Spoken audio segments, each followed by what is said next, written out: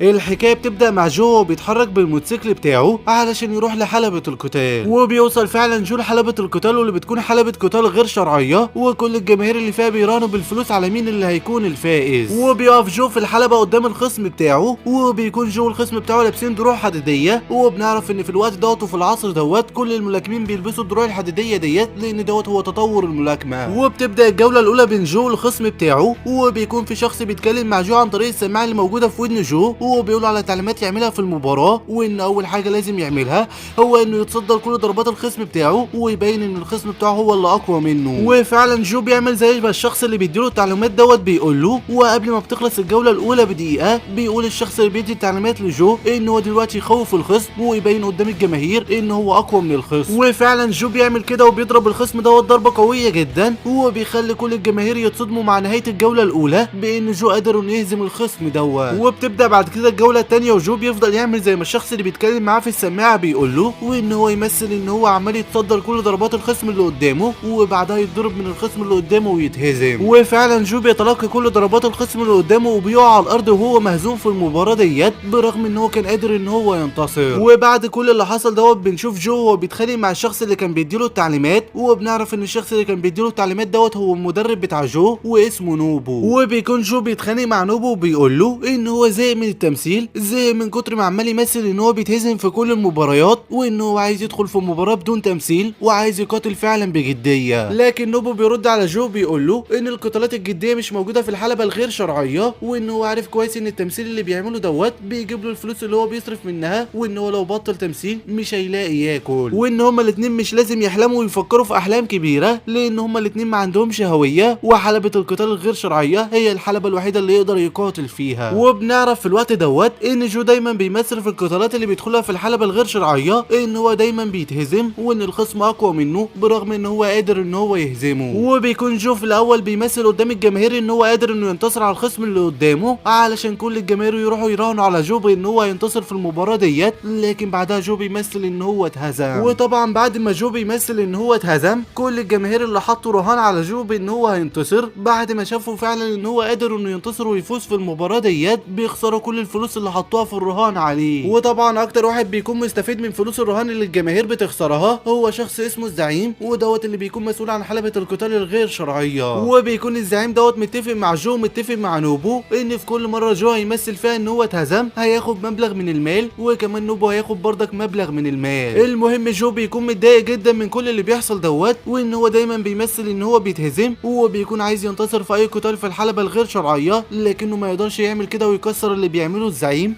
لان الزعيم ساعتها هيقتلوه هو ونوبو. وان كمان برغم ان جو ملاكم قوي جدا الا ان هو ما يقدرش انه ينضم لحلبة قتال شرعية، ودوت لان هو معهوش بطاقة هوية. وبنعرف في الوقت دوت ان العالم اللي احنا فيه دوت مقسوم لطبقتين، الطبقة الفقيرة اللي بيعيش فيها جو، وديت عبارة عن مجموعة من الناس عايشين بعيد المدينة الاساسية، وبيكونوا كلهم فقراء وعايشين كلهم في الفقر دايما، وكلهم معهمش بطاقات هوية تثبت حتى هويتهم او حتى تعرف باسمهم. اما بقى بالنسبة للطبقة الغنية فديت الطبقة اللي عايشة في المدينة واللي معاهم بطاقات هوية تعرف بشخصيتهم والدولة معترفة بيهم، على عكس الطبقة الفقيرة. المهم في الوقت دوت في المدينة بنشوف رئيسة شركة شيراتو للتكنولوجيا اللي بتعلن عن افتتاح التسجيل في البطولة الأعظم والأقوى في العالم، بطولة الملاكمة، بطولة ماجالونيا. البطولة اللي بيحلم أي ملاكم إن هو يفوز بيها، واللي هتكون مختلفة السنة دي عن أي سنة اتعملت فيها، ودوت لأنهم هيقبلوا كل الملاكمين في العالم، وإن أي شخص في العالم السنة دي شايف نفسه إنه ملاكم قوي يقدر ينضم لبطولة ماجالونيا عن طريق بس بطاقة الهوية بتاعته، وإن أقوى 4 ملاكمين من كل الملاكمين اللي هينضموا للبطولة هم اللي هيتأهلوا نصف النهائي، ومن بعدها للنهائي والفوز ببطولة ماجالونيا. المهم في الوقت ده بنشوف جو وهو قاعد بيتفرج على الإعلان بتاع افتتاح البطولة، لكنه طبعا بيكون مش مهتم لأنه عارف إن البطولة ديت مش للي زيه. وفي نفس اليوم بالليل بيخرج جو بالموتوسيكل بتاعه وبيفضل يتحرك في المدينة، وهو عمال يفكر في حياته البائسة، وبيكون متعصب جدا لأنه هو عمال يمثل دايما إن هو ضعيف. ومن كتر ما جو عمال يفكر في حياته البائسة بيكون هيخبط واحدة بالموتوسيكل بتاعه، لكنه بيتفاداها على آخر لحظة، وبسبب كده بيقع من فوق الموتوسيكل والموتوسيكل بتاعه بيتدمر. وبيتقرب البنت اللي جو كان هيخبط فيها وبتحاول انها تطمن على جو اللي واقع على الارض، وبيتضح ان البنت ديت هي رئيسة شركة شيراتو اللي مسؤولة عن تنظيم بطولة ماجالونيا. وبيكون في الوقت دوت جو متعصب جدا لان الرئيسة ظهرت فجأة قدامه وهو ما كانش شايفها، وبيقول لها ان بسببها الموتوسيكل الموتوسيكل بتاعه اتدمر. لكن الرئيسه بتطلع من معاه الكارت بتاع المكتب بتاعها وبتقول لجو ان هو لو عايز ياخد تعويض منها فهو يجي المكتب بتاعها بكره. لكن جو اول ما بيعرف انها رئيسه شركه شيراتو المسؤوله عن تنظيم بطوله ميجالونيا ما بيرضاش ياخد منها الكارت بتاعها وبيقول لها ان هو مش عايز منها اي تعويض وان هو مستحيل انه يقبل تعويض من واحده بتنظم بطوله ملهاش اي لازمه لان كل اللي مشاركين فيها معروفين ومعروف كمان مين اللي هيكسب في النهايه ومين اللي هينتصر في اي مباراه وان البطوله ديت بطوله فاشله. وبتستغرب الرئيسه جدا من كلام جو ومبتهتمش لكلامه وبتكون هتمشي من المكان. لكن الشخص اللي موجود مع الرئيسه بيتعصب جدا من كلام جو وبيقرب من جو بيقول له ان هو يسحب الكلام اللي قاله دوت. وبنعرف ان الشخص اللي موجود مع الرئيسه دوت واللي بيقوله لجو ان هو يسحب كلامه هو الملاكم يوري، الملاكم الاشهر في العالم والاكثر تتويجا ببطوله ميجالونيا وهو بطلها التاريخي. المهم جو بيرفض ان هو يسحب كلامه ويوري بيتعصب جدا منه وبيستعد يوري وبيستعد جو علشان يدخلوا هما الاثنين في قتال ملاكمه مع بعضهم في الشارع. لكن الرئيسه بتوقف القتال دوت من قبل ما يبدا وبتقول ليوري ان هما لازم يمشوا وفعلا يوري بيمشي من على الرئيسه وبيسيب جو. وبعد اللي حصل دوت بيروح جو لحلبة القتال الغير شرعيه علشان يتقاتل مع احد الخصوم ويمثل ان هو اتهزم كالعاده. لكن واثناء ما جو قاعد مستني الخصم اللي هيتقاتل معاه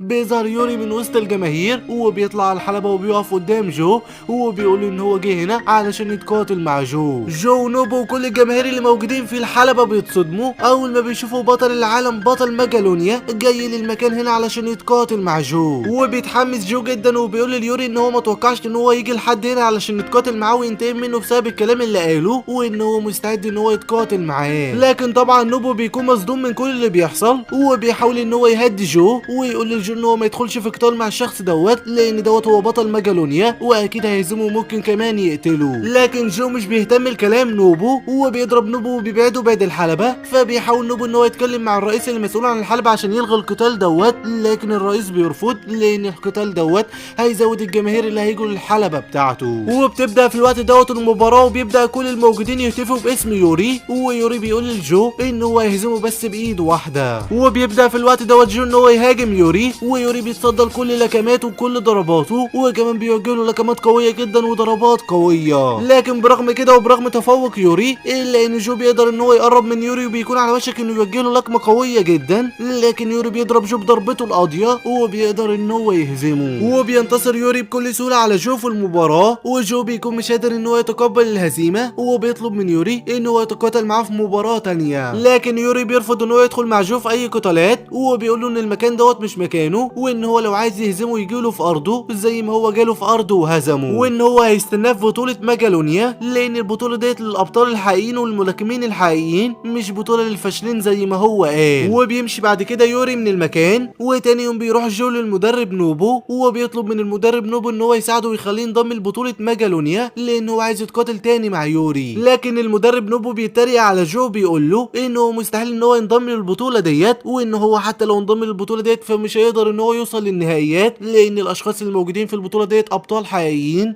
وان هو مستحيل اصلا ينضم ليها لان هو محتاج بطاقة هوية علشان يسجل فيها. وبيكمل نوبو كلامه وبيقول لجو ان هو يسيبه من الاحلام ديت لان الاحلام ديت للاشخاص اللي عندهم هوية واللي معترف بيهم وان هو يركز دلوقتي في المباراة اللي هيمثل فيها ان هو اتهزم. وفعلا بعد كده بيروح جو مع نوبو لحلبة القتال الغير شرعية وبيبدأ نوبو ان هو يقول لجو التعليمات اللي هيتهزم بيها لكن جو مش بيرضى يسمع للتعليمات بتاعته وبضربة واحدة بيقدر جو ان هو يهزم الخصم اللي قدامه بكل سهولة. ونوبو بيتصدم اول ما بيلاقي ان جو ما مثلش ان هو اتهزم وكمان هزم الشخص اللي قدامه وبيقول كده ان الزعيم هيعاقبهم. لكن جو بيقول لنوبو ان هو بعد هزيمته قدام يوري مش عايز يدوق طعم الهزيمة تاني. وبعد اللي حصل ده بيروح نوبو للزعيم وبيفضل يترجاه علشان يعفو عنه وبيقول له ان جو هو السبب وان جو هو اللي خالف القوانين وان هو ملهوش دعوة. لكن الزعيم بيرفض ان هو يعفو عن نوبو وبيقول له ان هو خسر فلوس كتير جدا بسبب ان الناس كلها كانت مراهنة ان جو يخسر وان هو لو قعد يحوش طول عمره الفلوس ديت علشان يرجعها له مش هيقدر ان هو يحوشها وان هو دلوقتي هياخد عينيه التانية اللي باقياله مقابل الفلوس بتاعته وهيخليه شخص اعمى وملوش اي لازمة في الحياة وكمان هيعاقب جو بسبب اللي عمله وهيخليه يدخل في قتالات كتير في الحلبة لحد ما يموت في احد القتالات. نوبو بيتصدم من اللي هيحصل له وقبل ما الزعيم يفقع لنوبو عينيه بيطلع نوبو معاه البوستر بتاع بطولة ميجالونيا وبيقول للزعيم ان هو وجو هيقدروا ان هم يفوزوا في البطولة ديت وهيحصلوا على المكافأة بتاعتها وهيرجعوا له فلوسه. الزعيم بيستغرب بيستغرب، ولكن نوبو بيقول له ان هو واثق في جو وواثق ان هو ملاكم قوي وهيقدر ان هو يوصل لنهائيات ميجالونيا وهيحصل على المكافأة بتاعة البطولة، وساعتها هيقدروا ان هم يرجعوا له فلوسه وكمان هيبقى معاهم فلوس كتير. الزعيم بيوافق على كلام نوبو وبيقرر ان هو يدي نوبو فرصة هو وجو علشان يوصلوا لنهائيات ميجالونيا ويرجعوا له بعد كده فلوسه بعد ما يحصلوا على المكافأة. وبعد اللي حصل دوت بيروح نوبو لجو وبيفضل يتخانق معاه بسبب اللي عمله، وبيقول له ان بسببه هيضطروا ان هم ينضموا لبطولة ميجالونيا وكمان يفوزوا فيها علشان يحصلوا على المكافأة ويسدوا الديون اللي عليهم. وبيفرح جو جدا اول ما بيسمع الكلام دوت من نوبو، لانه هو عايز يتقاتل تاني مع نوبو وعايز يثبت نفسه في قتالات حقيقية. وبعد كده بيروح جو ونوبو مرة تانية للزعيم وبيطلب نوبو من الزعيم ان هو يساعد جو يعمل له بطاقة هوية مزيفة علشان يقدر ان هو يسجل في بطولة ميجالونيا. وفعلا الزعيم بيقرر ان هو يعمل لهم بطاقة هوية مزيفة، وبعد ما بيعمل الزعيم البطاقة بياخدها نوبو وبيروح لمقر ميجالونيا وبيبدأ ان هو يسجل جو في السجلات بتاعة الملاكمين اللي منضمين لبطولة ميجالونيا. وبيقدر فعلا نوبو ان هو يسجل جو في السجلات، وبيكون ترتيب جو بين كل الملاكمين هو 257 وبيكون باقي على بداية البطولة 3 شهور. وبعد كده بيروح نوبو وجو لمحل الدروع علشان يشتروا درع جديد، لان الدرع اللي مع جو درع ضعيف جدا ومستحيل انه يقاتل بيه في مباريات ميجالونيا. وبيشوف هناك جو هو ونوبو درع قوي جدا ورائع جدا، والدرع دوت هيكون مناسب جدا ليهم، لكن طبعا ما بيقدروش يشتروا الدرع دوت لان الدرع دوت بيكون غالي جدا. وفي الوقت دوت واثناء ما جو ونوبو واقفين بيدخل المحل مجموعه من الاطفال المشردين اللي بيكونوا جايبين حاجات سارقينها بيبدلوها ببعض المخدرات من صاحب المحل، وبياخد الاطفال المخدرات وبياكلوها علشان ينسوا الهم اللي هم عايشينه وينسوا ان اهلهم استغنوا عنهم وان هم اطفال مشرده. المهم جو ونوبو بيرجعوا مره تانيه للبيت بتاعهم بعد ما قدروش انهم يشتروا اي درع لان الدروع غاليه جدا، وبيقول نوبو لجو ان هم هيمشوا نفسهم بالدرع اللي معاهم لحد ما يلاقوا اي حل. وبيبدا في الوقت دوت نوبو ان هو يدرب جو على تفادي الضربات وكمان على الضربات القويه اللي لازم يوجهها للخصم بتاعه، وكمان بيبدا ان هو يدربه على الدرع اللي معاه دوت وازاي يستخدمه في المباراه علشان يمشوا نفسهم بيه. لكن في الوقت دوت بيظهر طفل من الاطفال اللي قابلهم جو ونوبو في المحل، واللي بيقول لجو ان مستحيل الدرع اللي معاه دوت يصمد في اي مباراه من مباريات ميجالونيا لان الخصوم اللي هيواجهها هتكون خصوم قويه جدا. جو ونوبو بيستغربوا من كلام الولد دوت، والولد دوت واللي اسمه ساتشو بيقول لجو نوبو ان هو كان بيراقبهم من ساعه اخر مره شافهم في المحل، لان هو سمعهم ان هم ينضموا لبطوله ميجالونيا وان هو بيحب البطوله ديت، علشان كده قرر ان هو يراقبهم ويشوف ازاي بيتدربوا وان هو عايز ينضم ليهم ويكون واحد من الفريق بتاعهم ويروح معاهم للمدينه في بطوله ميجالونيا. وعلشان كده هو بيقول لهم دلوقتي ان الدرع اللي معاهم دوت مستحيل يصمد في اي مباراه. جو بيستغرب جدا من كلام ساتشو، ونوبو بيطرد ساتشو من المكان وبيقول له ان هو يمشي من هنا وان هم مش فاضيين علشان يضيعوا وقتهم مع طفل زيه وان هم وراهم تدريب. وبيتضايق جدا ساتشو لان جو ونوبو رفضوا ان هو يخليه ينضم ليهم وكمان طردوه. وبيروح في الوقت دوت ساتشو المحل بتاع الدروع وبيقرر ان هو يسرق الدرع اللي جو ونوبو كانوا عايزينه. وتاني يوم واثناء ما جو ونوبو قاعدين مع بعضيهم بيجي اصدقاء ساتشو اللي هم الاطفال المشردين وهم معاهم الدرع اللي بيكون ساتشو سرقوه، وبيقولوا لجو ونوبو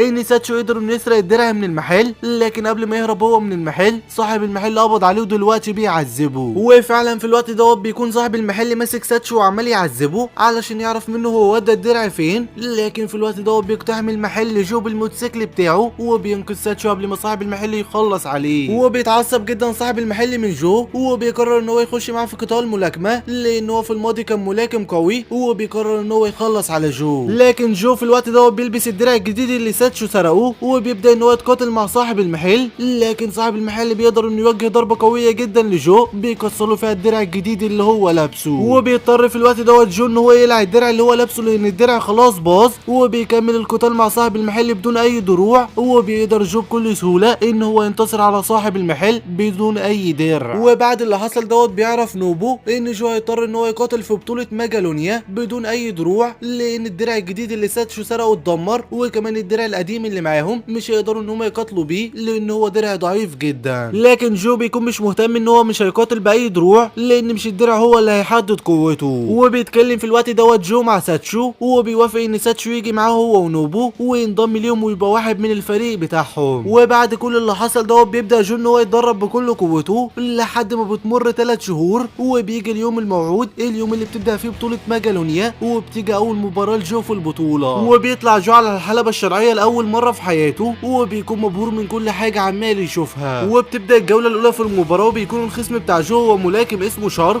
واللي بيفضل يتريق على جو لان جو مش لابس اي دروع. لكن جو مش بيهتم بتريقاته، وبتبدا الجوله الاولى وبيبدا جو ان هو يوجه لكمات قويه جدا لشارك، وشارك بيفضل يتلقى اللكمات ديت كلها، وبيكون جو هو المتفوق في بدايه المباراه. لكن برغم تفوق جو لكماته الكتير لشارك الا ان شارك مش بيتاثر بلكماته ديت، وبضربه واحده بس وبلكمه واحده من شارك بيقدر انه يرقد جو على الارض، وجو بيقع على الارض وبيكون مش قادر ان هو يتحرك. وبيبدا العد التنازلي وبيكون جو خلاص هيخسر، لكن على اخر لحظه ومن قبل ما العد يخلص جو بيقف تاني على رجله، وبتخلص بعدها الجوله الاولى. وبتبدا بعد كده الجوله الثانيه من المباراه، وبيكون المره دي شارك هو اللي متفوق، وعمل يوجه ضربات قويه جدا لجو، وجو مش بيعمل غير ان هو يتصدى للضربات ديت ومش عارف يعمل اي حاجه قدام شارك. وبتنتهي الجوله الثانيه بعد ما شارك حرفيا مسح بجو الارض كلها. وقبل ما بتبدا الجوله الثالثه بيبدا نوبو ان هو يتكلم مع جو ويتخانق معاه لان جو مش بيتبع التعليمات بتاعته، وبيفضل جو يتخانق مع نوبو ونوبو يتخانق مع جو، والجو بيتوتر بينهم هما الاثنين، وبيكون جو مش عايز يسمع لتعليمات نوبو، ونوبو متضايق لانه مش عايز يسمع تعليماته. لكن الولد اللي اسمه ساتشو بيوقف جو ونوبو عن الخناق، وبيقول لهم وهو بيعيط ان هما كلهم فريق مع بعضيهم ولازم يتعاونوا علشان يهزموا الخصوم اللي قدامهم، ومش لازم كل واحد ينفذ اللي في دماغه وبس. جو ونوبو بيقولوا لساتشو ان هو عنده حق وان هما فريق ومش لازم يتخانقوا، وبيبدا في الوقت دوت نوبو ان هو يدي تعليمات لجو، وجو اخيرا بيستمع لتعليمات نوبو وبيقرر ان هو ينفذها. وبتبدا الجوله الثالثه وبيدخل جو للحلبه وهو واثق من نفسه، وبيبدا ان هو ينفذ كل تعليمات نوبو، وبيقدر انه يوجه لكمات قويه جدا لشارك، وبيقدر انه يضرب شارك ضربه قويه جدا بتخلي شارك يقع على الارض ويتهزم. وبينتصر جو في اول مباراه ليه في بطوله ميجالونيا، وكل الجماهير بيفضلوا يهتفوا باسم جو كمان بيسقفوا له، وجو بيكون مبهور جدا ومبسوط جدا لان هو اول مره يسمع هتاف الجماهير ليه. وبعد المباراه ديت بيبدا جو ان هو يدخل في مباريات كتير جدا قدام خصوم قويه جدا، وبيقدر ان هو ينتصر في كل المباريات، وبيرتفع ترتيب جو للترتيب 102 بدل ما كان ترتيبه 257. وبنعرف في الوقت دوت ان بطوله ميجالونيا مختلفه عن اي بطوله تانية، لان البطوله ديت مش عباره عن دوري بين الملاكمين، انما هي عباره عن ترتيبات، والترتيبات ديت هو ان كل ملاكم ليه ترتيب معين بين الملاكمين، وكل ما يقدر ان هو يهزم شخص من ترتيب معين اعلى منه بيقدر انه ياخد مكانه. يعني مثلا جو اول ما بدا القتال في بطوله ميجالونيا كان ترتيبه 257، واما قدر ان هو يهزم الملاكم صاحب ترتيب 102 اخد الترتيب بتاعه، ودلوقتي جو بقى ترتيبه ال 102. وطبعا كل ما الترتيب بتاعك يعلى بين الملاكمين والرقم بتاعك دوت يقل، هتكون مرشح بنسبه كبيره ان انت تكون من الاربع ملاكمين اللي هيتاهلوا لنصف النهائي ومن بعدها للنهائي. المهم في الوقت دوت بنشوف نوبو اللي بيكون بيدور على ملاكمين ترتيبهم عالي علشان يخلوهم ياخدوا مباراه قدام جو، وجو يهزمهم وياخد مكانهم في الترتيب. وبيقدر فعلا نوبو ان هو يلاقي ملاكم ترتيبه 17 بين الملاكمين موافق ان هو ياخد مباراه قدام جو برغم ان جو ترتيبه ال 102. وبيفرح نوبو جدا لان لو جو قدر انه ينتصر على الملاكم اللي ترتيبه 17 دوت هيكون قطع شوط كبير وهيرتفع ترتيبه من ال 102 للترتيب ال 17. لكن للاسف فرحه نوبو مش بتدوم لوقت طويل، لان نوبو اول ما بيشوف الملاكم اللي جو هيتقاتل ضده بيتصدم صدمه كبيره، لان الملاكم دوت بيكون تلميذ نوبو في الماضي واسمه هو ارجاكلي. وبيقعد نوبو مع تلميذه السابق ارجاكلي وبيقول له انا ما توقعتش ان انت هتنجو، وارجاكلي بيقول له ان هو نجا باعجوبه. وبيكمل ارجاكلي كلامه وبيقول لنوبو ان هو جاي هنا علشان يقول له ان هو يجهز تلميذه اللي اسمه جو دوت كويس علشان هو وافق على المباراه اللي بينه وبين جو برغم ان جو ترتيبه 102 وهو ترتيبه 17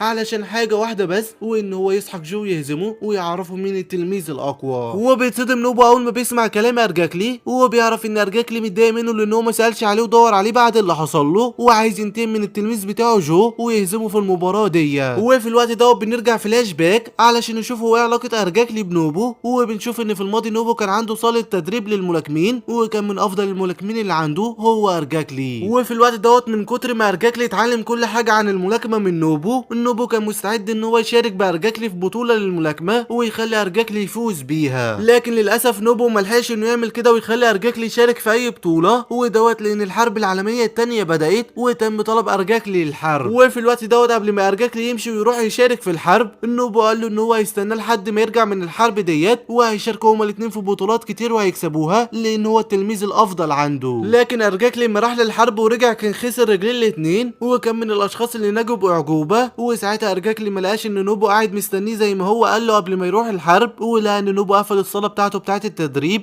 وساعتها عرف ارجاكلي ان هو خسر كل حاجه في حياته وحلم ان هو يبقى ملاكم خلاص انتهى. وقتها. لكن برغم كده ارجاكلي قدر ان هو يركب رجل اصطناعيه، وبدا ان هو يتدرب على الملاكمه باستخدام الرجل الاصطناعيه ديت، وقدر ان هو ينضم لبطوله مجالونيا لمده 10 سنين. وان دلوقتي ارجاكلي عايز يتقاتل مع جو، برغم ان ترتيب جو هو ال 102 وترتيب ارجاكلي هو 17، ودوت لان هو عايز يهزم جو وعايز ينتقم من نوبو ويعرفه ان هو كان غلطان ان هو ما دورش عليه بعد الحرب زي ما قال له، ودخل في بطوله مع تلميذ غيره. المهم بنرجع لوقتنا الحاضر وبنشوف نوبو هو قاعد مع جو ساتشو، وبيكون في الوقت دوت نوبو بيحاول ان هو يقنع جو ان هو ينسحب من المباراه قدام ارجاكلي ويدوروا على اي مباراه تانية مع اي ملاكم تاني. لكن جو بيرفض ان هو ينسحب من المباراه ديت ويدور على اي مباراه تانية، لان المباراه ديت هي فرصتهم، ولو قدروا ان هم يفوزوا بيها هيقدروا ان هم يقطعوا شوط كبير جدا في الترتيب، وهيبقى ترتيب جو هو ال 17. وبيصر في الوقت دوت جو كل الاصرار ان هو يوافق على المباراه ضد ارجاكلي برغم كل العواقب اللي ممكن يواجهها، لان ارجاكلي خصم لا يستهان به ابدا. وبيبدا في الوقت دوت نوبو ان هو يدرب جو تدريبات قويه جدا ويجهزه للمباراه قدام ارجاكلي. وبيكون في الوقت دوت نوبو مش واثق ابدا في جو، وان جو هينتصر في المباراه قدام ارجاكلي، ودوت لان كل التدريبات اللي بيتدربها جو ديت ارجاكلي اتدربها قبل منه وعارف كويس جو هيتقاتل معاه ازاي من قبل ما يقاتله. وبتمر بعد كده الايام لحد ما بيجي يوم مباراه ارجاكلي ضد جو، وبيطلع ارجاكلي وجو على الحلبه وبيقفوا هما الاثنين قدام بعضيهم، وبتبدا الجوله الاولى في المباراه. وبيبدا جو وارجاكلي ان هما يتبادلوا اللكمات مع بعضيهم، وكل واحد منهم بيتفادى لكمات التاني لحد ما ارجاكلي بيضرب لكمه قويه جدا لجو بيوقعوا فيها على الارض. لكن جو بيرجع يقف مره تانية على رجله وبيبدا ان هو يتبادل اللكمات مع ارجاكلي، لكن ارجاكلي بيكون بيتفادى كل لكمات جو وبيوجه لكمات قويه جدا لجو، وارجاكلي هو اللي بيكون متفوق في المباراه. وبتخلص بعد كده الجوله الاولى، وبيروح نوبو وبيتكلم مع جو وبيقول للجو ان هو لازم ينسحب لان ارجاكلي قوي جدا وهو ما قداموش اي فرصه في المباراه ديت. لكن جو بيرفض ان هو ينسحب وبيقول ان هو هينتصر في المباراه ديت ايا كانت العواقب، لان هو جه هنا علشان يوصل لنهائي البطوله. وبتبدا الجوله الثانيه وبيبدا جو ارجاكلي ان هم يتبادلوا اللكمات، لكن برضك ارجاكلي هو اللي بيكون للتفوق وبيقدر انه يواجه لكمات قويه جدا لجو وبيخلي جو حرفيا مش قادر. لكن برغم كده برضك جو مش راضي يستسلم وبيفضل يستفز في ارجاكلي، وارجاكلي بيتعصب جدا منه وبيفضل يوجه له لكمات قويه جدا وضربات قويه، ومن كتر العصبيه ارجاكلي بيتشتت، وبيقدر في الوقت دوت جو ان يوجه اول لكمه لارجاكلي واللي بتكون لكمه قويه جدا. وبيفرح نوبو جدا هو وساتشو لان اخيرا جو قدر انه يوجه لكمه لارجاكلي. وبتنتهي في الوقت دوت الجوله الثانيه وبتبدا بعدها الجوله الثالثه، وبيبدا جو ارجاكلي ان هم يتبادلوا الضربات واللكمات مع بعضيهم، وبيكون باين على جو ارجاكلي التعب الشديد. وبتنتهي الجوله الثالثه برضك بدون تحديد الفائز، وبتبدا بعدها الجوله الرابعه، وبيستعد جو برغم ان هو منهك ومش قادر ان هو يقاتل في الجوله ديت بكل قوته. لكن في الوقت دوت ارجاكلي بيكون متعب جدا، وبيكون رجله الاصطناعيه بدات انها تألمه الم شديد بسبب ان هو عمال يحمل عليها حمل كبير، وبيقرر في الوقت دوت ارجاكلي ان هو ينسحب. وبيستغرب نوبو وساتشو وكمان كل الجماهير وحتى جو لان ارجاكلي انسحب كده بكل سهوله، لكن ارجاكلي بيكون انسحب لانه مش هيقدر انه يحمل على رجله الاصطناعيه اكتر من كده. وبينتصر اخيرا جو في مباراته ضد ارجاكلي، وترتيب جو كده هيعلى وهيبقى ترتيبه 17 بدل ما كان 102. وبيروح في الوقت دوت نوبو لغرفه الملابس بتاعه ارجاكلي علشان يعرف هو ليه ارجاكلي انسحب كده بكل سهوله ويطمن عليه. وبيبدا في الوقت دوت نوبو ان هو يتكلم مع ارجاكلي، وبيقول نوبو لارجاكلي ان هو اسف لان هو ما دورش عليه بعد الحرب زي ما كان المفروض يعمل، لكنه سمع في الاخبار ان اسمه موجود وسط الوفيات علشان كده هو ما دورش عليه وافتكر ان هو مات. ارجاكلي بيرد على نوبو وبيقول له ان هو قال له ان هو نجا باعجوبه وان هو خلاص مش لازم يفكر في الماضي لان هو مسامحه، وان هما من النهارده هيبداوا مع بعضهم صفحه جديده، وان هو كمان عايز يقول له ان المباراه اللي حصلت بينه وبين جو ديت هي اخر مباراه ليه كملاكم، وان هو قرر ان هو يعتزل. نوبو بيفرح جدا لان ارجاكلي سامحه، وبعد كل اللي حصل دوت وبعد فوز جو في المباراه ضد ارجاكلي بقى ترتيب جو هو ال 17، وبقى جو مشهور في كل حته. ودلوقتي كل الناس وكل الجماهير اللي بتتابع بطوله ميجالونيا بقوا كلهم عارفين جو، وبقوا ملقبين جو بالملاكم الذي لا يملك درع. وبنشوف في الوقت دوت ان تم الاعلان عن 3 مصارعين هيتاهلوا نصف النهائي من اصل 4، والثلاث مصارعين دولت هم اولهم يوري، وثانيهم هو بيب، وثالثهم هو باروس. وكده بعد تاهل الثلاثه دولت بيكون مش باقي بس غير مكان واحد بس فاضي في نصف النهائي علشان يكمل الاربعه بتوع نصف النهائي، وواحد بس من المصارعين هو اللي هيتاهل للمركز دوت. وبيكون من ضمن كل المصارعين اللي موجودين في بطولة ميجالونيا 2 بس من المصارعين هما اللي مرشحين بنسبة كبيرة ان واحد منهم يحصل على المركز دوت، والاتنين مصارعين دولت بيكون الاول هو طبعا بطلنا جو، والتاني هو واحد من المصارعين اسمه ميكيو. وطبعا علشان يتم تحديد مين اللي هيتأهل اذا كان جو او ميكيو هيتم عقد مباراة بينهم هما الاتنين، واللي هينتصر في المباراة ديت هيتأهل لنصف النهائي مع التلاتة اللي اتأهلوا. المهم جو بيكون فرحان جدا هو ونوبو وساتشو، لان هما لو عدوا المباراة ديت هيكونوا كده قدروا انهم يوصلوا لقمة بطولة ميجالونيا، وهيكونوا في نصف النهائي، ومش هيبقى لهم غير مباراتين بس، مباراة نصف النهائي ومباراة النهائي. وبيبدأ في الوقت دوت جو ان هو يتدرب بكل قوته علشان يستعد للمباراة ديت، وبنشوف في الوقت دوت ميكيو اللي هتقاتل مع جو في المباراة اللي هتأهل لنصف النهائي، واللي بيكون بيتكلم مع رئيسة شركة شيراتو.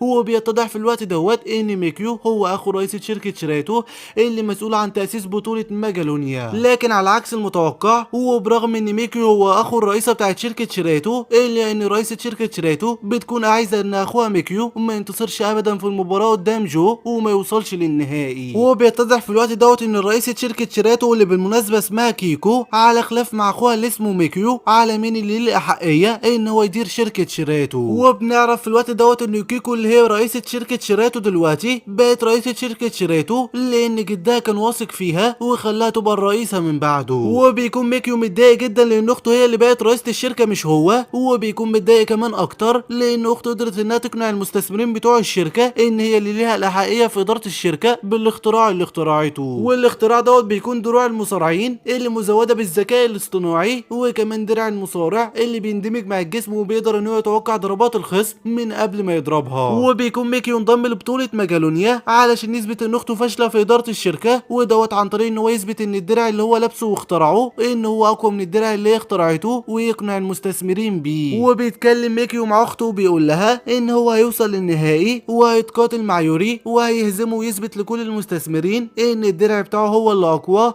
وان الدرع اللي لابسه يوري اللي هي اخترعته اللي بيندمج مع الجسم دوت ملوش اي لازمه، وساعتها هو اللي هيبقى رئيس شركه شيراتو. كيكو رئيسه شركه شيراتو بتتريق على اخوها ميكيو وبتقول ان هو حتى لو وصل للنهائي مستحيل انه يهزم يوري كده بسهوله، لان يوري كان مصارع قوي جدا حتى لو كان بدون اي درع. المهم سيبكم من الخلاف العائلي دوت لان الايام خلاص بتكون مرت، وبيجي يوم مباراه ميكيو ضد جو، وبيطلع ميكيو على الحلبه هو وجو، وبتبدا الجوله الاولى في المباراه، وبيبدا ميكيو ان هو يوجه لكمات قويه جدا لجو، وبيكون باين على ميكيو ان هو قوي جدا بسبب الدرع اللي هو لابسه. وبيفضل جو يتلقى لكمات قويه جدا من ميكيو، وبيكون جو مش عارف يضرب ميكيو باي لكمه، ودوت لان ميكيو بيتوقع كل ضرباته. وبعد جولات كتير جدا في المباراه ديت بيبدا الدرع بتاع ميكيو ان هو يتعب، وبيقدر جو في الوقت دوت انه يوجه لكمه قويه جدا لميكيو، واللي بتكون اللكمه القاضيه، وبيقدر ان هو يقضي على ميكيو وبينتصر جو في المباراه. وبيهتف كل الجماهير باسم جو، وجو رسميا بيتاهل لنصف النهائي مع الثلاثه اللي اتاهلوا، وميكيو بيتضايق جدا لان هو اتهزم، لكنه في النهايه بيتقبل الهزيمه وبيمشي من المكان. وبعد كل اللي حصل دوت وبعد وصول جو لنصف النهائي بيرجع نوبو وساتشو وجو للبيت، وبيبداوا انهم يحتفلوا مع اهالي القريه بتاعت جو اللي بيكونوا كلهم فرحانين بان جو وصل لنصف النهائي وتجاوز الحد دوت. لكن وسط الاحتفالات ديت بيظهر الزعيم اللي بيبدا ان هو يتكلم مع نوبو على انفراد، وبيساله اذا كان قال لجو على الاتفاق اللي ما بينهم ولا لا، لكن نوبو بيقول للزعيم ان هو ما قالش لجو على اي حاجه، والزعيم بيتضايق وبيقول لنوبو ان هو لازم يقول لجو بسرعه. وفي الوقت ده بيخرج جو من البيت وبيشوف الزعيم وهو بيتكلم مع نوبو، وبيستغرب من اللي بيحصل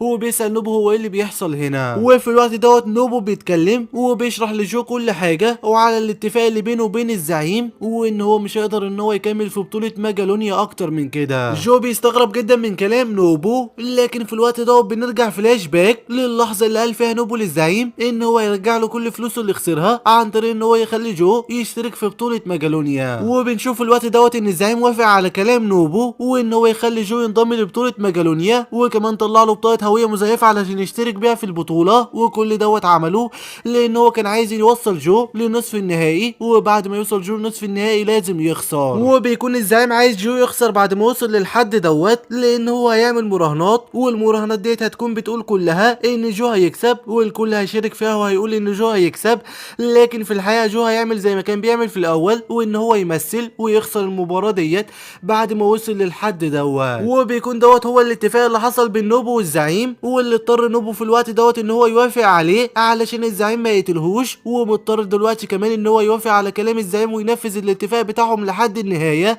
لان هو لو ما عملش كده الزعيم برضك هيقتله وممكن كمان يقتل جو. المهم جو بيتعصب جدا اول ما بيعرف الاتفاق وان نوبو كان متفق على حاجه زي كده مع الزعيم، وبيضرب نوبو وبيزعق فيه وبيقول له ان هو كان غلطان ان هو واثق في واحد زيه وبيمشي وبيسيبه. وبيتضايق نوبو جدا من اللي حصل، لان هو برضك مش عايز ان جو يستسلم بعد ما وصلوا للحد وهو بيكون مش عارف يعمل ايه. والزعيم بيقول لنوبو ان هو يحاول ان هو يخلي التلميذ بتاعه يعمل الاتفاق اللي ما بينهم والا هيخلص عليه هو وتلميذه. وبعد اللي حصل بيقعد جو هو حزين ومش عارف يعمل ايه، ونوبو هو التاني بيكون حزين جدا ومش عارف يعمل ايه، وساتشو هو كمان نفس القصه. لكن وسط الحزن بتكون اول مباراه في نصف النهائي بدات، واللي بتكون بين يوري وبين المصارع بيب. وبتبدا المباراه وبيبدا يوري وبيب ان هم يتبادلوا اللكمات، لكن يوري هو اللي بيكون له الافضليه وبيقدر بلكمه قويه جدا ان هو يوقع بيب على الارض ويهزمه، وبينتصر يوري في نصف النهائي وبيتاهل لمباراه النهائي. وبيكون مش فاضل دلوقتي غير مباراه جو ضد الملاكم اللي اسمه باروز، واللي هتحدد مين فيهم اللي هيوصل للنهائي ضد يوري. وبتمر بعد كده الايام لحد ما بيجي يوم مباراه جو ضد باروز، وبيطلع باروز على الحلبه وسط هتافات الجماهير، وبيطلع جو هو كمان على الحلبه وهو لابس الدرع بتاعه لاول مره في البطوله، وبيكون جو مقرر ان هو يقاتل بالدرع بتاعه في المباراه وبيكون في الوقت نوبو وساتشو مش موجودين مع جو في الحلبه، وجو موجود لوحده. لكن برغم كده نوبو بيكون قادر ان هو يتواصل مع جو عن طريق السماعات اللي كانوا بيتواصلوا بيها قبل كده. وبيتكلم نوبو مع جو بيقول له ان هو اسف لان هو خبى عليه الاتفاق اللي كان بينه وبين الزعيم، وان هو عايز يقول له ان هو ما كانش بيخدعه طول الفتره وان هو فعلا كان بيدربه من كل قلبه، وكان عايز يوصله للنهائي لان هو شايف فيه الملاكم الحقيقي اللي قادر ان هو يفوز بالبطوله وبيكمل نوبو كلامه وبيقول لجو اذا كنت انت عايز تخسر وتنفذ الاتفاق بتاع الزعيم فلازم ان انت تخسر في الجوله الثالثه، واذا كنت انت عايز تكسب فاكسب في اي جوله انت عايزها، وان هو هيدعمه ايا كان القرار اللي هياخده وهيديله كل التعليمات اللي هو عايزها في المباراه. وبتبدا بعد كده الجوله الاولى في المباراه بين جو وباروز، وبيبدا جو وباروز ان هم يتبادلوا اللكمات مع بعضيهم، وبيكون يوري قاعد وسط الجماهير وعمال يتفرج على المباراه وبتنتهي الجوله الاولى وبيكون جو وباروز مفيش اي حد منهم متفوق على التاني. وبتبدا الجوله الثانيه وبيبدا جو ان هو يقاتل بكل جديه، وبيبدا ان هو يوجه لباروز ضربات ولكمات قويه جدا، وبيكون جو متفوق في الجوله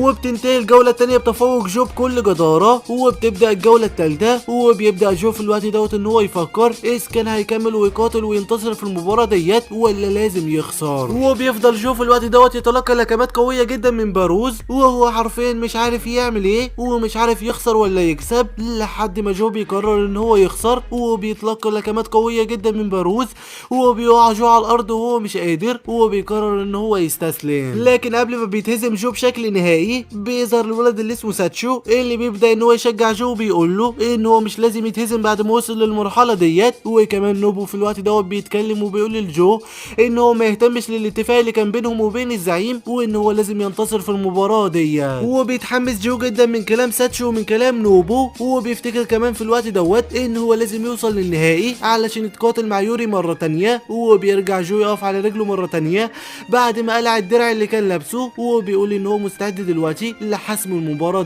وبيحاول باروز ان هو يهاجم جو بلكمات قويه، لكن جو بيتفادى كل لكماته وبيضربوا لكمه قويه جدا بيوقعوا فيها على الارض، وبتكون اللكمه هي اللكمه القاضيه واللي بتخلي باروز يتهزم، وبينتصر جو في مباراه نصف النهائي. وبيفرح كل الجماهير بالانتصار الكبير اللي جو عمله وبيفرح كمان يوري لان جو انتصر، وكده بيكون جو اتأهل للنهائي في المباراه النهائيه قدام يوري. وبعد ما بتخلص المباراه بيتحرك بسرعه جو هو وساتشو علشان يروحوا بسرعه لنوبو ويلحقوا قبل ما الزعيم يعمل فيه اي حاجه، لان هم كده خلفوا الصفقه اللي ما بينهم. لكن لما بيوصل ساتشو وجو عند نوبو بيتضايقوا جدا لان الزعيم بيكون اخد عين نوبو التانية وخلى نوبو اعمى، مقابل ان نوبو خلف الصفقه بتاعته وكمان مقابل الدين اللي عليه. وبيتكلم نوبو مع جو بيقول له ان هو ما يزعلش عليه لان هو بقى اعمى، وان هو بيفضل ان هو يبقى اعمى على ان هو يشوفه هو بيتهزم وبيمثل ان هو بيتهزم في المباراه بعد ما وصلوا للحد وبعد كل اللي حصل بيتم الاعلان عن المباراه النهائيه واللي هتكون بين جو ويوري، وبيكون فاضل ايام قليله بس على المباراه. وبنشوف في الوقت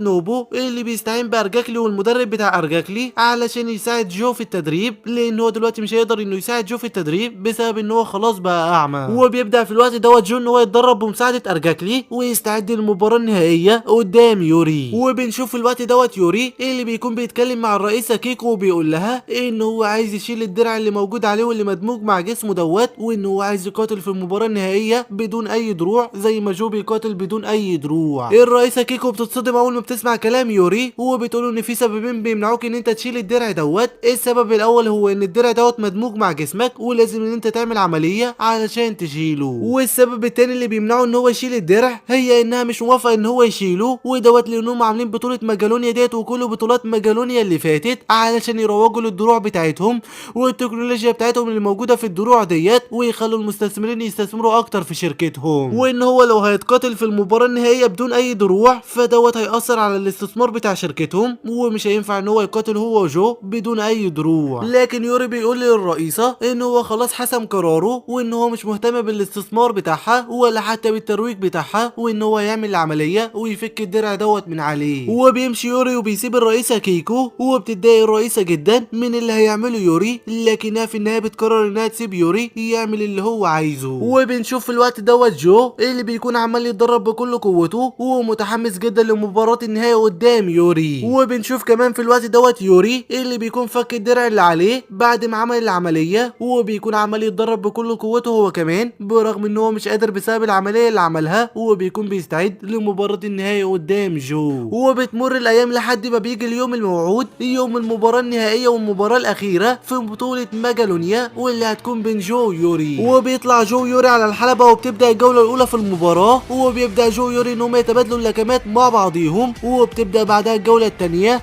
وبيبدا جو ويوري ان هم يتبادلوا اللكمات اكتر مع بعضيهم وبيكون يوري هو اللي متفوق في المباراه. ومع تقدم الجولات في المباراه وتقدم لكمات جو ويوري لبعضيهم بيكون يوري هو اللي مسيطر في معظم الجولات، لكن برغم كده ما تمش تحديد لحد دلوقتي مين هو الفايز جو ولا يوري. وبتبدا الجوله العاشره وبعد الجوله العاشره بتبدا ال11 وبعد ال11 بتبدا ال12 وبتكون مباراه جو ويوري في النهائي هي اطول مباراه عبر تاريخ بطوله ماجالونيا. وبتبدا الجوله ال13 وبيكون جو ويوري هما الاثنين حرفيا مش قادرين وكل واحد منهم واقف على رجله بالعافيه، وبيتكلم جو ويوري مع بعضهم في الوقت دوت وبيقولوا ان هم لازم يحسموا المباراه ديت ويحددوا مين فيهم الفائز. وبيهاجم في الوقت دوت جو ويوري بعضهم بلكمتهم القاضيه وبيتلقى يوري لكمه جو وبيتلقى جو لكمه يوري. وبعد اللكمه القويه اللي وجهها جو ويوري لبعضهم ديت بنشوف ان في شخص دخل المستشفى وبنعرف ان الفائز في المباراه النهائيه في بطوله ماجالونيا هو جو. وبيكون جو قدر ان هو ينتصر على يوري لان يوري اصلا كان تعبان بسبب العمليه اللي عملها علشان يشيل الدرع وما قدرش انه يصمد قدام جو اكتر من الوقت اللي هو صمده. وبيكون جو قدر ان هو ينتصر في بطوله ماجالونيا وبقى هو بطل ماجالونيا، وبيكون كمان عمل رقم قياسي بعدم خسارته لاي مباراه في البطوله. وبعد مرور سنه كامله على المباراه النهائيه اللي فاز فيها جو بنشوف نوبو وهو بيفتتح صاله لتدريب الملاكمين، وبيكون نوبو افتتح الصاله بتاعه تدريب الملاكمين ديت لتدريب كل الاطفال المشردين هو وارجاكلي على الملاكمه ويخلوهم ملاكمين اقوياء. وبنشوف في الوقت دوت يوري اللي بيكون اعتزل الملاكمه نهائيا ودوت لان هو خلاص بقى شخص عاجز لان العمليه اللي عملها علشان يشيل الدرع اثرت عليه وخلته شخص عاجز. وبنشوف في الوقت دوت بطلنا جو بطل بطوله ميجالونيا واللي بيكون فرحان جدا بحياته بعد ما بقى بطل، وبيكون في الوقت دوت جو بيفكر هل ممكن يدخل لبطوله تانية وينتصر فيها ولا لا. وبس كده دوت كان ملخص الموسم الاول من انمي ميجلو بوكس، ولو عجبكم الملخص وعايزين نكمل الحكايه ونلخص الموسم الثاني اكتبوا لنا في التعليقات،